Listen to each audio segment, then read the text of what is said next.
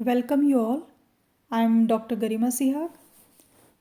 State administration की ई video lecture series में आप सभी का वेलकम है।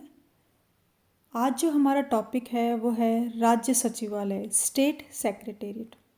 सचिवालय का नाम सुनते ही क्या आता है आपके दिमाग में? सबसे पहले सचिवालय जो सचिवों का आलय है, अगर हम संधि विच्छेद करके देखें, यानी सचिवों का घर है। और जितने भी विभाग हैं उनको अगर प्रशासनिक स्तर पर कोई चलाता है तो वो सचिवालय में सचिव चलाते हैं। यानी कि राजनीतिक स्तर पर प्रत्येक विभाग का जो हेड होता है वो मंत्री होता है, और प्रशासनिक स्तर पर प्रत्येक विभाग का जो हेड होता है वो सचिव होता है। यानी जो सचिवालय है, सेक्रेटेरिएट जो है, उसमें राज्य प्रशासन में जितने भी विभाग हैं, ऊर्जा विभाग, पीडब्ल्यूडी विभाग, वित्त विभाग, गृह विभाग, जितने भी विभाग हैं उन सभी विभागों का, राजस्व विभाग हो, आबकारी विभाग हो, खाद्य नागरिक आपूर्ति विभाग हो, समस्त विभागों का जो सम्मिलित नाम है उसे सचिवालय कहते हैं, सेक्रेटेरिएट। और हर स्टेट में, प्रत्येक राज्य में अपना सचिवालय, प्रत्येक राज्य का खुद का सेक्रेटेरिएट होता है। यानी कि सेक्रेटेरिएट में बेसिकली होता क्या है? राज्य सरकार के सभी विभाग होते हैं। विभागों के जो राजनीतिक प्रमुख है वो कौन होते हैं? मंत्री। और प्रशासनिक प्रमुख कौन होते हैं? सचिव। और मुख्य सचिव जो है वो पूरे राज्य सचिवालय का प्रधान होता है। मुख्य सचिव एक ही व्यक्ति होता है और वो सभी जो पूरा राज्य सचिवालय है, संपूर्ण जो स्टेट एंटायर सेक्रेटेरिएट है, उसका प्रधान होता है, हेड होता है। और जो सचिव होते हैं बाकी के, वो एक या दो विभागों के प्रमुख होते हैं। यानी सचिव जो है बेसिकली वरिष्ठ सीनियर आईएएस अधिकारी होते हैं, जिन्हें जर्नलिस्ट या सामान्यज्ञ भी कहते हैं। और कई बार कुछ जो डिपार्टमेंट्स है, जैसे लोक निर्माण विभाग है यानी कि पीडब्ल्यूडी है, तो उसमें स्पेशलिस्ट यानी कि इंजीनियर है, प्रमुख मुख्य अभियंता यानी इंजीनियर्स को लिया जाता है, तो वहाँ पे स्पेशलिस्ट को लिया जाता है। तो सचिव जो है पूरे राज्य सरकार का सचिव होता है, किसी मंत्री विशेष का नहीं। और जो राजनीतिक प्रमुख है वो मंत्री होते हैं और प्रशासनिक प्रमुख कौन होते हैं? सचिव होते हैं। तो सचिवालय क्या होता है आप समझ गए होंगे। सचिवालय समस्त विभागों का सम्मिलित नाम है जिसमें सभी विभाग आते हैं, और राजनीतिक प्रमुख जो होता है इन विभागों का वो मंत्री होते हैं, प्रशासनिक प्रमुख सचिव होते हैं, और एंटायर पूरे राज्य सचिवालय का जो प्रधान है वो मुख्य सचिव होते हैं, और जो सचिव होते हैं, सेक्रेटरी जो होते हैं, वो एक या दो विभागों के प्रमुख होते हैं। ज़्यादातर जो सचिव हैं वो सामान्यज्ञ होते हैं यानी कि जर्नलिस्ट होते हैं, लेकिन पीडब्ल्यूडी है जैसे उसमें इंजीनियर प्रमुख मुख्य अभियंता को लिया जाता है, तो वो स्पेशलिस्ट है। कुछ अपवाद भी हैं इसमें। अब हम बात करते हैं संरचना की। तो आपको समझ में आ गया होगा कि सचिवालय क्या होता है। तो सचिवालय में यानी जितने भी विभाग हैं सरकार के वो सचिवालय में स्थित हैं, और जो विभागों की संख्या है वो 15 से 35 के बीच होती है, निश्चित नहीं होती। सभी जो विभाग हैं वो राज्यों के हैं। और अगर मैं एग्जाम्पल बताऊं तो विभागों के, ये आपकी जो स्क्रीन पे आपको दिखाई दे रहे हैं, ये विभागों के नाम है। यानी सामान्य प्रशासन विभाग जो ज़्यादातर मुख्यमंत्री अपने अधीन रखते हैं, सिंचाई और बिजली विभाग, गृह विभाग, कानून विभाग, वित्त विभाग, समाज कल्याण विभाग, कारागार विभाग, आवास विभाग, कृषि विभाग, स्थानीय शासन विभाग, श्रम और रोजगार विभाग, उत्पाद शुल्क व कराधान विभाग, पंचायती राज विभाग, उद्योग धंधे विभाग, लोक निर्माण विभाग, सूचना व प्रचार विभाग। इस प्रकार से और भी राजस्व विभाग, ये जितने भी आबकारी विभाग, तो ये इनकी जो संख्या है 15 से 35 के बीच होती है सचिवालय में। और आप सचिवालय की बिल्डिंग में जाएंगे तो वहाँ पर आपको ये विभाग अलग अलग सेक्शंस में आपको, जैसे सामान्य प्रशासन का विभाग, अलग अलग जो सचिवालय है उसकी जो संपूर्ण भूमि है अलग अलग सेक्शंस में डिवाइडेड है। तो वहाँ पे कृषि विभाग में जाएंगे तो कृषि विभाग में कृषि का जो सचिव है वो आपको ऑफिस में मिलेगा। स्थानीय शासन विभाग है, जितने भी विभाग हैं उनके सेक्शंस डिवाइड है। यानी सचिवालय जो है उसमें आपको बिल्डिंग में अलग अलग विभाग आप कभी प्रैक्टिकली जाते हैं तो आपको अलग अलग विभागों के सेक्शंस दिखाई दे जाएंगे। अब हम बात करते हैं सचिवालय में जो कार्मिक है, पर्सोनल है, वो किस प्रकार का होता है। तो सचिवालय के जो विभाग में अधिकारी होते हैं उनकी नियुक्ति जो है निर्धारित समय के लिए होती है। सचिवालय के जो अधिकारी हैं उनका जो पदक्रम है, डेजिग्नेशन है, वो इस प्रकार से है कि सबसे हेड पे सचिव होगा, यानी कि जैसे कृषि विभाग है तो उसका जो प्रशासनिक प्रमुख होगा वो सचिव होगा, यानी सेक्रेटरी होगा। सचिव के अधीन विशेष सचिव या अपर सचिव यानी स्पेशल सेक्रेटरी होता है। उसके बाद संयुक्त सचिव यानी कि जॉइंट सेक्रेटरी होता है। उनके अधीन उप सचिव यानी डेप्यूटी सेक्रेटरी, फिर अवर सचिव और सहायक सचिव होते हैं। यानी सचिव, उनके अधीन विशेष सचिव, संयुक्त सचिव, उप सचिव, अवर सचिव, सहायक सचिव आदि, ये पदानुक्रम, ये जो हायरार्की लेवल होता है, ये पदानुक्रम सचिवालय में प्रत्येक विभाग में इस प्रकार से होता है।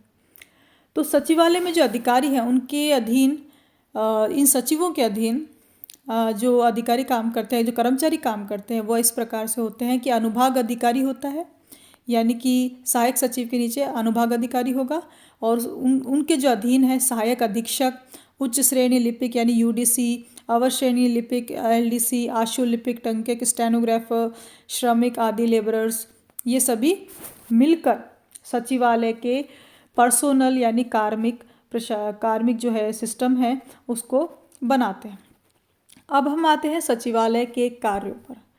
तो बेसिकली सचिवालय कौन से कार्य करता है? देखो, सचिवालय एक स्टाफ एजेंसी है। जैसे दो प्रकार की एजेंसीज होती हैं, सूत्र एजेंसी, लाइन एजेंसी और स्टाफ एजेंसी यानी सचिवालय। तो लाइन एजेंसी जो पुलिस डिपार्टमेंट है वो जो एक्शन ओरिएंटेड होता है, तो वो लाइन एजेंसी डायरेक्ट जो वर्क करता है, किसी चीज़ से संबंधित डायरेक्ट वर्क से रिलेटेड होता है, तो वो लाइन एजेंसी यानी सूत्र एजेंसी होती है। स्टाफ एजेंसी जो होती है वो हेल्प करने के लिए होती है, कार्य को असिस्ट करने के लिए होती है। तो सचिवालय जो हो स्टाफ एजेंसी है। इसका जो प्रमुख काम है वो क्या है? मंत्री को उसकी भूमिका को निर्वहन करने में सहायता प्रदान करना, असिस्ट करना मंत्रियों को उनके कार्यों को पूरा करने में। तो सचिवालय कौन कौन से कार्य को करता है, वन बाय वन हम देखते हैं। सचिवालय जो है राज्य सरकार की नीतियों को और कार्यक्रमों को तैयार करता है, यानी फॉर्मुलेशन ऑफ पॉलिसी, सरकार की नीतियों का निर्माण करना, कार्यक्रमों का निर्माण करना, ये सचिवालय का सबसे बेसिक और महत्वपूर्ण कार्य है। फिर सचिवालय जो है राज्य सरकार की नीतियों और कार्यक्रमों में क्या करता है? तालमेल यानी कि सामंजस्य, कोऑर्डिनेशन बनाता है। राज्य का जो बजट है उसको तैयार करना, सार्वजनिक व्यय पर कंट्रोल करना, नियंत्रण करना, ये भी सचिवालय के महत्वपूर्ण कार्य हैं। इसी के साथ जो विधान है, नियम है, विनियम है, इनको बनाना भी सचिवालय का कार्य है। जो भी नियम है, रूल्स हैं, सब रूल्स हैं, लॉज हैं, उनको बनाना भी सचिवालय का कार्य है। फील्ड एजेंसीज जो हैं, यानी कि सचिवालय के अधीन फील्ड एजेंसीज काम करती हैं, वो जो नीतियाँ और कार्यक्रमों को कार्यान्वित करती हैं। देखिए, सचिवालय जो है नीतियों का निर्माण करता है, कार्यक्रमों को रूपरेखा तैयार करता है, और उन कार्यक्रमों और नीतियों को लागू कौन करता है? फील्ड एजेंसीज करती हैं। तो फील्ड एजेंसीज इन नीतियों कार्यक्रमों के जो कार्यान्वयन करती हैं, इम्प्लीमेंटेशन करती हैं, उस इम्प्लीमेंटेशन की निगरानी कौन करता है? सचिवालय करता है। नीतियों के कार्यान्वयन के परिणामों की समीक्षा भी करता है, यानी कि इंस्पेक्शन करता है, कंट्रोल, सुपरविजन, एवरीथिंग। इसी के साथ केंद्र और अन्य राज्य सरकारों के साथ, सेंटर और बाकी के जो स्टेट्स हैं उनके साथ संपर्क और कांटेक्ट बनाने का काम भी करता है सचिवालय। इसी के साथ जो भी सांगठनिक स्पर्धा है, यानी कि ऑर्गेनाइजेशनल जो कंपटीशन है, सांगठनिक स्पर्धा है, उसको विकसित करने के उपाय भी करता है। यानी जो संगठन है और पद्धति है, O&M ऑर्गेनाइजेशन और जो मेथड है, उससे जुड़े कार्यों को संपादित करता है सचिवालय।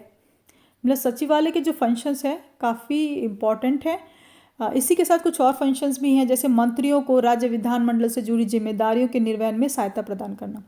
मतलब जो मंत्री है पर्टिकुलर, जैसे कृषि विभाग का मंत्री है, वित्त विभाग का मंत्री है, तो विधानमंडल में उससे संबंधित जैसे प्रश्न पूछे जाते हैं पर्टिकुलर डिपार्टमेंट, तो उसका जो होमवर्क करके देता है सचिवालय ही करके देता है। यानी सदन में जो प्रश्नों का उत्तर है, मंत्रियों को जो उत्तर देना है, वो सचिवालय तैयार करता है।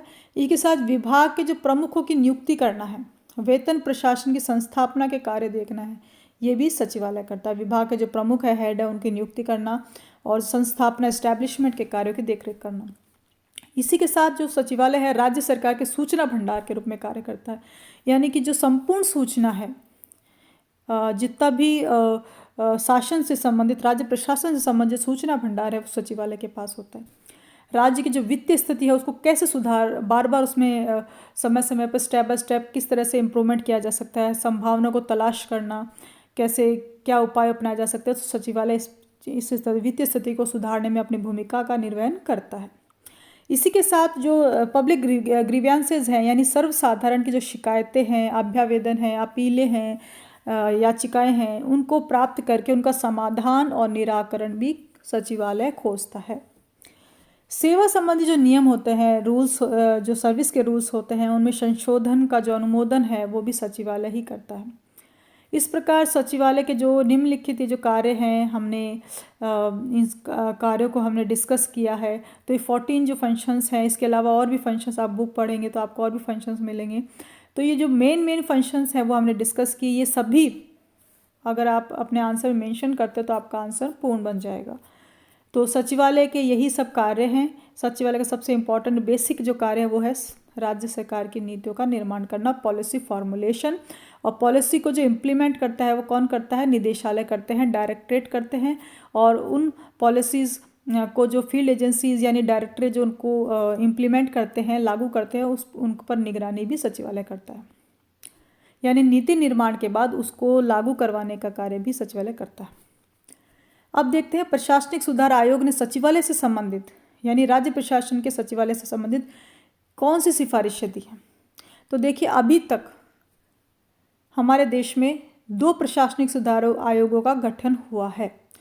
तो अभी हम जो बात कर रहे हैं वो है प्रथम प्रशासनिक सुधार आयोग, जिसकी स्थापना 1967 से लेकर 1970 तक के बीच में हुई थी। और इसकी स्थापना 1966 में हो गई थी और इसने जो अपना कार्य किया 70 तक इसने अपनी रिपोर्ट प्रस्तुत की थी। तो इसने हर जो प्रशासन से संबंधित जितने भी स्टेप हैं, जितने भी हायरार्की लेवल हैं, उन सभी को इसने उस पर अपनी रिकमेंडेशंस दी। तो जो सचिवालय से संबंधित रिकमेंडेशंस हैं उनको हम देखते हैं। तो सचिवालय में विभागों की जो संख्या है, प्रथम प्रशासनिक सुधार आयोग ने कहा, यानी फर्स्ट ARC, प्रथम प्रशासनिक सुधार आयोग को इंग्लिश में कहते हैं एडमिनिस्ट्रेटिव रिफॉर्म कमीशन। और ये क्योंकि पहला था इसलिए हम इसे फर्स्ट ARC कहते हैं। तो फर्स्ट ARC की जो रिकमेंडेशन थी कि विभागों की जो संख्या है 13 से ज़्यादा नहीं होनी चाहिए। बहुत सही रेलिवेंसी वाला ये रिकमेंडेशन था कि विभागों की जो संख्या है वो 13 से ज़्यादा नहीं होनी चाहिए, ताकि शासन व्यवस्था को सुचारू रूप से संचालित किया जा सके। इसी के साथ विभागों में विषयों के सम्मूलन की जो मूल योजना है वो मंत्रियों के पोर्टफोलियो की संख्या को बढ़ाने के लिए नहीं बदली जानी चाहिए।